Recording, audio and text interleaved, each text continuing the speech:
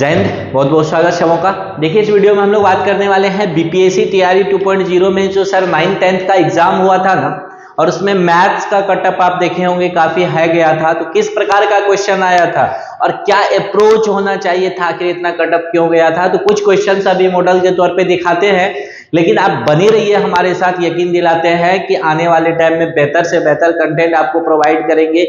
ये 7 दिन आपके लिए फ्रूटफुल होने वाला है और टू द टॉपिक हम लोग बात करेंगे। एक दिन में 1 से 2 टॉपिक खत्म करेंगे कि एग्जाम में आप जाइएगा मस्त से बना करके आइएगा, कोई टेंशन नहीं होने वाला है। चलिए शुरू करते हैं। आप प्लीज वीडियो में अंत तक बने रहिए। जहां जो दिक्कत लगे, आपको लगता है कि दिक्कत है या हम लोग को भी कुछ इंप्रूव करने की जरूरत है, तो आप लोग प्लीज सजेशन दीजिए और चैनल को भरपूर प्यार और सपोर्ट दीजिए। देखिए सर, पहला क्वेश्चन है, अच्छा इसका हिंदी वर्जन ले लेते हैं क्योंकि बहुत सारे लोग हमारे बिहार में जो है ना, हमारा बिहार में हिंदी चलता। देखिए पहला क्वेश्चन कह रहा है कि ये वैल्यू और ये वैल्यू है दिया हुआ, तो x का वैल्यू निकालना है। सर जब x तब इक्वेट होगा ना जब दोनों साइड का बेस क्या होना चाहिए, बरोबर होना चाहिए। चलिए इधर तो सर a बट्टा b का पावर 2x - 3 दिख रहा है, लेकिन इधर b बट्टा a था तो उल्टा कर देते हैं। जैसे ही बेस को उलटिएगा पावर क्या हो जाएगा, माइनस आ जाएगा, तो x - 3। अब चूंकि बेस बराबर हो चुका है जब, तो अब आप पावर को इक्वेट करते हैं, हटाते नहीं है बेस को। पावर चूंकि बेस बराबर है तो पावर को भी क्या होना होगा, बराबर होगा घात को। तो यहाँ आप लिख सकते हैं सर 2x - 3 बराबर, ये माइनस इसमें आएगा तो 3 - x हो जाएगा। ये x उठ के सर इधर आएगा तो 3x हो जाएगा। देखिए 2x + x 3x, और ये माइनस में इधर आएगा तो प्लस 3 3 6 हो जाएगा। यहां से काट दीजिए, 2 बार में कट गया सर। x का वैल्यू कितना आ गया सर, 2 आ गया, x का मान 2। चलिए पहला क्वेश्चन बहुत आसानी से बनाए, आराम से देखिए। हम बस ये दिखाना चाह रहे हैं कि किस टाइप का क्वेश्चन आपको पूछा गया था एग्जाम में, और कहीं से भी आपको परेशान होने की जरूरत थी नहीं। ये क्वेश्चन देखिए, बहुत बढ़िया क्वेश्चन होता है ये अलजेब्रा का।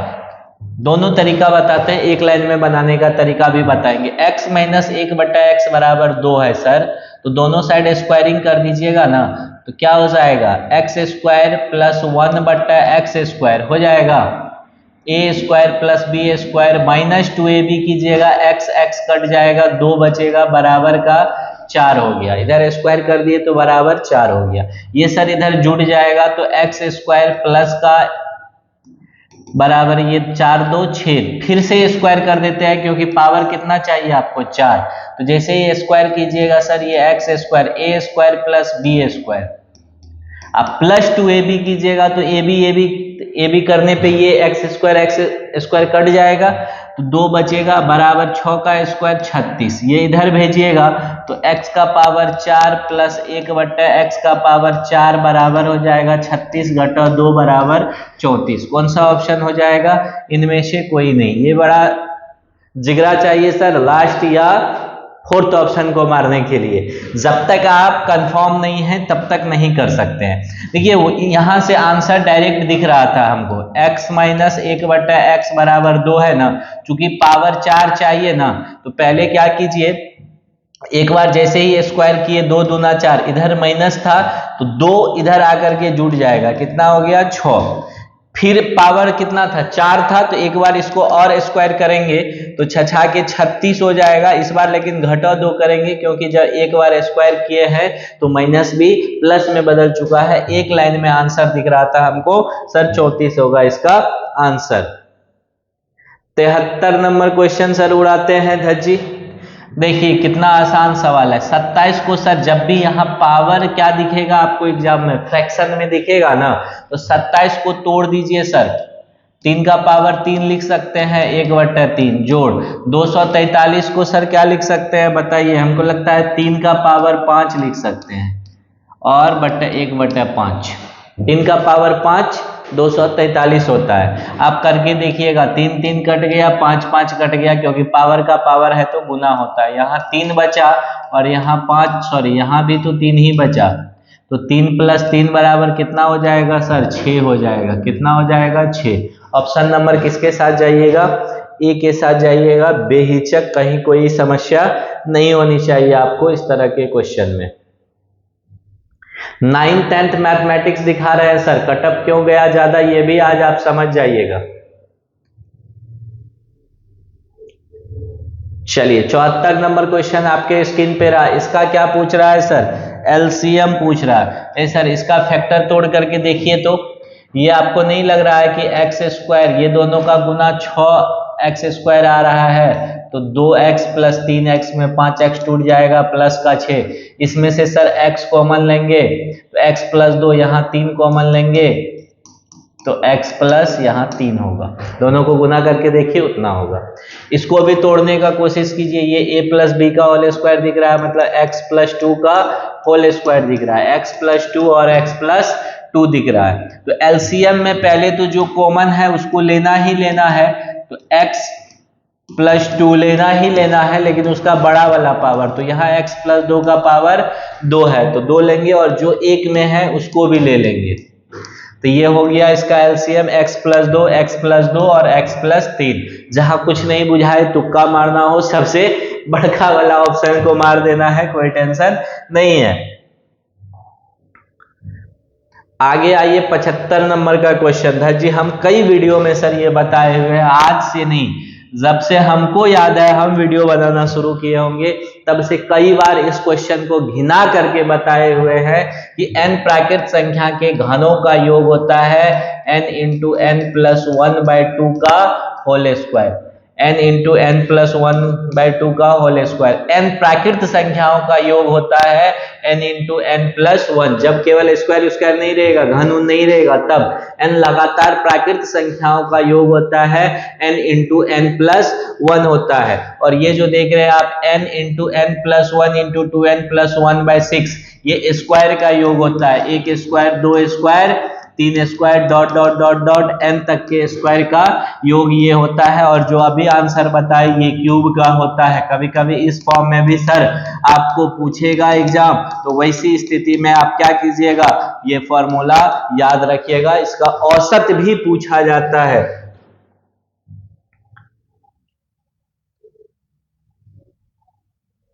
अब देखिए क्वेश्चन नंबर 76, एक समतल भूमि पर किसी खंबे की छाया की लंबाई खंबे की लंबाई से 2 गुनी है, ये 1 है तो ये 2 है, तो सूर्य का उन्नयन कोण सर ये थीटा निकालना है, तो tan थीटा p बट्टा b, tan थीटा होता है ना, तो tan थीटा बराबर कितना हो गया सर, एक समतल भूमि पर किसी खंबे की छाया की लंबाई खंबे की लंबाई की 2 गुनी है, ठीक है, tan थीटा बराबर 1/2, तो थीटा बराबर कितना हो जाएगा, tan इनवर्स 1/2, क्योंकि आप इसमें से tan 1/2 किसी का मान नहीं होता है, इनमें से कोई नहीं, ऑप्शन ई के साथ जाएंगे। किस ऑप्शन के साथ जाएंगे, ऑप्शन नंबर ई के साथ जाएंगे। चलिए 77 नंबर का क्वेश्चन हिंदी में लेते हैं पहले।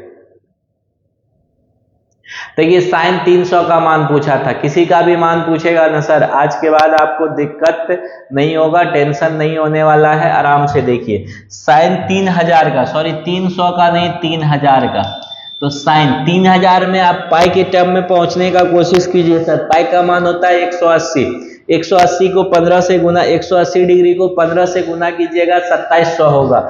180 को यदि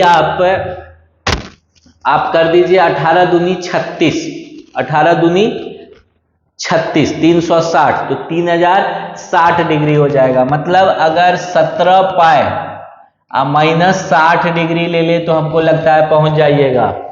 17 पाए माइनस 60 डिग्री बराबर 3000 हो जाएगा। कैसे करके दिखाते हैं, 180 और 18, 180 को 17 से, क्योंकि पाई का मान सर 180 डिग्री, कितना हो गया, इसको गुना करके बताइए तो 18 7 126, 18 एकम 18 12 30, 3060, 3060 में से सर 60 डिग्री घटा देंगे तो 3000 डिग्री आ जाएगा। अब देखिए 7 पाई के अबाउट साइन थीटा चेंज नहीं होता है, तो साइन 60 होगा, इसका आगे का साइन डिसाइड करते हैं। पहला pi minus theta second quadrant में, मतलब ऑड टाइम माइनस थीटा हमेशा सेकेंड क्वाड्रेंट में, और सेकेंड क्वाड्रेंट में सर साइन पॉजिटिव होता है। 9th 10th वाले लोगों को ये सब चीज दिमाग में रखना होगा कि फर्स्ट क्वाड्रेंट में ऑल ट्रिगोनोमेट्रिक फंक्शन पॉजिटिव होता है। इसमें साइन कॉसेक सर आपका पॉजिटिव होता है, इसमें टेन और कॉट पॉजिटिव होता है, इसमें कॉस और सेक पॉजिटिव होता है, ये याद रखना होगा। तो ये प्लस ही होगा। साइन 60 डिग्री का वैल्यू कितना होता है सर? √3/2। कितना होता है? √3/2। ऑप्शन नंबर किसके साथ जाइएगा? ए के साथ जाइएगा। खुद ही को कर बुलंद इतना कि खुदा भी पूछे तो बोल तेरी क्या है पसंद। चलिए देखिए 78 नंबर में माध्य बहुलक और माध्यिका के बीच संबंध बताना है। इस संबंध अति महत्वपूर्ण है, 10वां के एनसीईआरटी बुक में दिया हुआ है और वहीं से उठा करके पूछ लिया। देखिए अब बताते हैं इसका। मॉड होता है बहुलक, मीडियन होता है माध्यक और मीन होता है माध्य। तो सबसे पहले मॉड लिखिए, देखने में छोटा भी और कहने में भी छोटा लग रहा है। उसके बाद सबसे बड़का लिखिए मीडियन और माइनस तब लिखिए मीन। यहाँ ये बड़का है तो इसके आगे 3 और मीन छोटका है तो छोटका के आगे 2, मतलब बहुलक बराबर 3 माध्यक का माइनस 2 माध्य होता है। 3 माध्य का माइनस 2 माध्य, बहुलक बराबर ये रिलेशन सर याद रखिएगा। आज के बाद फिर से रिपीट हो सकता है, छपने वाला सवाल है, इसलिए इसको दिमाग में रखिएगा। कहता है ए यदि 2 निष्पक्ष 6 मुखी पासों को फेंकने पर 13 प्राप्त होने की घटना है तो ए को क्या कहा जाएगा? ए सर जब भी 2 पासा फेंकिएगा तो पासा पे 1 से लेकर के 6 तक और दूसरा पासा पे भी 1 से लेकर के 6 तक ही होता है कि नहीं होता है? तो मैक्सिमम अगर 2 पासे के ऊपर में बात कीजिएगा तो 6 जोड़ 6 कितना आएगा? अधिकतम 12। क्या 2 पासों को निष्पक्ष फेंकने पर 2 पासों के ऊपर जो संख्या आएगी उसका वैल्यू कभी 12 से बड़ा हो सकता है? कतई नहीं। आज के बाद दिमाग में ठोक लीजिए और आप जानते भी होंगे। तो जब 12 से बड़ा हो ही नहीं सकता है तो 13 आएगा क्या सर? नहीं आएगा 13, और नहीं आएगा तो एक असंभव घटना है। क्या है? एक असंभव घटना। घटनाएं 2 प्रकार की, एक संभव एक असंभव। असंभव घटनाओं की अगर प्रायिकता पूछ दे ना सर, असंभव घटनाओं की क्या पूछ दे? प्रायिकता पूछ दे तो 0 होता है। याद नहीं कहते हैं? कोई दोस्त वगैरह में देखिएगा ये बात ज्यादा चलता है। कोई दोस्त कहता है कि आज पार्टी दो ना, तो कहता है पार्टी देगा तुम? तो कहता है हाँ देंगे, ये महीना के 32 तारीख को दे देंगे। अब बताइए, तब ये सोच रहे आप समझ जाते हैं क्या कर रहा है बतवा? मजाक कर रहा है। क्यों कर रहा है? क्योंकि ना 32 तारीख आएगा ना पार्टी मिलेगा। क्यों नहीं आएगा? क्योंकि आपको पता है असंभव घटना है और असंभव घटना कभी होने वाली नहीं है। अगर मैं प्रधानमंत्री होता तो ये करता। हालांकि ये कोई असंभव घटना नहीं है, आप भी बन सकते हैं कभी। चलिए अगला सवाल। 3 निष्पक्ष सिक्के फेंकने से कम 1 हेड आने की, कम से कम, ध्यान दीजिएगा बड़ा अच्छा सवाल है।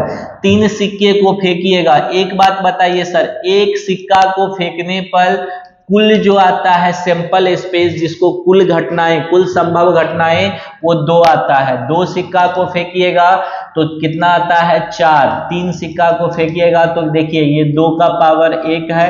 2 गो सिक्का फेंके तो 2 का पावर 3, 3 गो सिक्का फेंकेंगे तो 2 का पावर कितना आ जाएगा? 3। 2 का पावर 3 कितना होता है सर? 8। तो 8 में देखिए एक ही कंडीशन है जिसमें तीनों पे टेल आएगा। बाकी या तो हेड आ सकता है, या नहीं तो हेड टेल आ सकता है, या नहीं तो हेड आ सकता है। टेल हेड आ सकता है कि नहीं? टेल आ सकता है, टेल हेड आ सकता है। ये सारी घटनाएं होंगी तो सब में सर एक तो हेड आना ही आना है। बस एक ऐसा है जिसमें हेड नहीं आएगा। तो मतलब 7 ऐसी संख्याएं, 7 बार ऐसा संभावना है कि हेड आ जाएगा और कुल जो आपका प्रेक्षण है वो 8 है, इसलिए इसकी प्रायिकता 7/8 हो जाएगी। अति महत्वपूर्ण सवाल है, छपने वाला सवाल है, एग्जाम में अगर छप जाए तो बना करके आइएगा। ए और बी कोई दो स्वतंत्र घटनाएं हैं तो ये यूनियन पढ़ते हैं, इसको क्या पढ़ते हैं, इसको ये यूनियन है, ए यूनियन बी। तो सर यूनियन का मतलब होता है और मतलब या का मतलब हमेशा जोड़ समझिएगा, या ए या बी के होने की, ए और बी नहीं, ए या बी के होने की घटनाएं क्या है। तो देखिए एक फिगर हम बनाते हैं, समझिएगा, इसको वेन डायग्राम से हम बता देते हैं, दिमाग में फिट हो जाएगा। ये ए है, ये बी है, ये वाला पार्ट ए बी का कॉमन पार्ट होता है, इसको ए इंटरसेक्शन बी पढ़ते हैं। जो कॉमन वाला पार्ट होता है सर उसको क्या पढ़ते हैं, ए इंटरसेक्शन बी पढ़ते हैं। तो एक बात बताइए, अगर हम लोग P A P B, P मतलब प्रायिकता, पी ए और प्लस पी बी ले ले, क्योंकि इसका मतलब जोड़ होता है, तो जोड़ तो ले लिए, लेकिन बताइए पी ए में भी ये एक बार आ गया और पी बी में भी ये वाला इंटरसेक्शन वाला पार्ट आ गया, तो इंटरसेक्शन वाला पार्ट कितने बार सर गिना गया, 2 बार गिना गया, गिनना चाहिए था 1 बार। तो इसलिए एक इंटरसेक्शन को क्या करेंगे, पी ए इंटरसेक्शन बी को माइनस कर देंगे, तो कौन सा फॉर्मूला सही हो गया, बी नंबर का फॉर्मूला आपका करेक्ट है। याद रखिएगा, इस तरह का क्वेश्चन एग्जाम में फिर से छपेगा। कह रहे हैं कटअप इस बार कोई कम नहीं जाने वाला है, सभी लोग लेवल पे तैयारी कर रहे हैं और अंत वाला तो सब वाला। तो इसलिए इसका क्या हो जाएगा, P A plus P B minus P A intersection B. Intersection मतलब कॉमन वाला भाग होता है, वेन डायग्राम में देख लीजिए इस क्वेश्चन को। 81 के बाद 82। आज बहुत सारा क्वेश्चन नहीं करवाएंगे, कल इस पे हम एक बड़ा सा सीरीज लेके आएंगे, लेकिन बस आपसे एक ही उम्मीद कर रहे हैं कि थोड़ा सा प्यार और सपोर्ट बनाए रखिए। देखिए कह रहा है कि एक बेलन के आधार की परिधि, बेलन देखे हैं कभी, बेलन तो देखे होंगे, अगर मारो खाए होंगे बेलन से, तो ये आधार की परिधि तो कितना होता है, 2πr बराबर। क्वेश्चन में सर 44 दे रखा है और उसकी ऊंचाई ये जो h है, ये h बराबर कितना दे रखा है, 22 दे रखा है। तो 2πr से r तो फटाक से निकल जाएगा सर, 2 इंटू पाई बट्टा 7 ऊपर भेज दीजिए, 44 कट गया, r बराबर कितना आ गया, 7 cm। तो उसका आयतन कितना होगा बताइए। बेलन का आयतन का फॉर्मूला क्या होता है सर, बेलन का आयतन का फॉर्मूला होता है पाई r स्क्वायर h। क्या होता है फॉर्मूला, पाई r स्क्वायर h। तो यहाँ देखिए 22/7 गुना 7 गुना 7 गुना 22 है h, 7 से 7 कट गया, ये कितना हो गया, 22 गुना 22 कितना होता है, 484 गुना 7, 7 चौके 28, 8 7 56, 2 58, 5 7 चौके 28, 5 33, 35 88। ऑप्शन नंबर ए के साथ जाइए, इतना घन सेंटीमीटर हो जाएगा। इस क्वेश्चन इस सीरीज में देख लिए सर, इस सीरीज में इससे ज्यादा क्वेश्चन नहीं करेंगे। कल जो हम सीरीज लेकर के आ रहे हैं आपके लिए, ठीक रात के 8 बजे, याद रखिएगा 8 से 9 के बीच में हमारा वीडियो आपको मिलेगा। अभी प्रत्येक रात को एक टॉपिक होगा, उसका नाम है क्षेत्रमिति। क्षेत्रमिति से 2 से 3 क्वेश्चन फिक्स है सर TRE 3.0 में और प्रधानाध्यापक वाले एग्जाम में भी। तो इसलिए, और केवल 9th 10th में नहीं, 6 से लेकर के 12th तक के हर एक सेक्शन में ये क्वेश्चन आएगा, फिर से कह रहे हैं आएगा। बने रहिए हमारे साथ। अच्छा लगे तो लाइक सब्सक्राइब शेयर करना नहीं भूलिएगा। थोड़ा सा प्यार और सपोर्ट दीजिए ताकि हम लोग बेहतर से बेहतर कंटेंट लेकर के आए, और आपका इसमें कुछ घाटा तो है नहीं। अगर हमारा भला हो जाए तो क्या फर्क पड़ता है, आपका तो घाटा नहीं है ना। चलिए मिलते हैं पुनः, बहुत बहुत धन्यवाद, जय हिंद।